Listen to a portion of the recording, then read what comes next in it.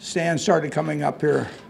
I was coming up. We stayed out at the Holiday Inn on Delaware and ate at Manny's. And I know they closed now, but maybe some of you remember that. Every Friday night I'd call to check what the draw would be on the Sunday, and we thought we were adding all these starts, and it'd always be down a little from the week before.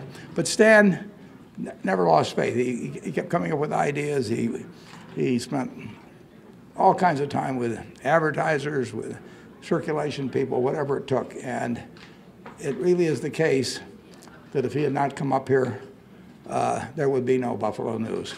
And then in the process, he fell in love with the city. And in many ways, he's told me that it reminds him of Omaha in that it's a real community. This became home. He didn't want to. Omaha, which had been home for, I don't know how many years at that point, probably a little over 50, was still a nice place to visit, but Buffalo became home.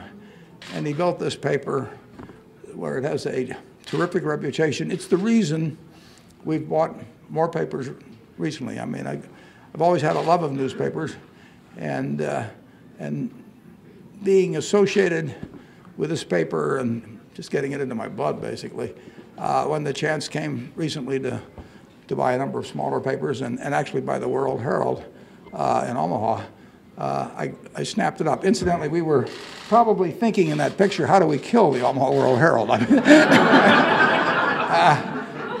So revenge finally came around, and we bought it. So I just want to say, as a partner in business, as a friend, as a publisher, as a real honest-to-God journalist, they don't come any better than Stan Lipsey, and I'm really proud of the fact that I've been his partner over these years, and it's one of the highlights of my life. Thank you.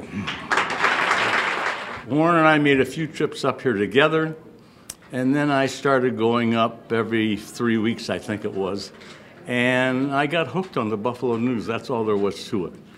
And it always was an outstanding paper, even though we were suffering on Sunday circulation. The news product was excellent. Every Friday I'd call Warren and I'd report the circulation numbers, and every Friday they were down. And he'd say, "Thanks, Stan." And I thought, this guy's thanking me. What a performance I'm delivering. But he has been just wonderful. I mean, we are so privileged to have him as an owner, and I feel privileged to have him as a friend.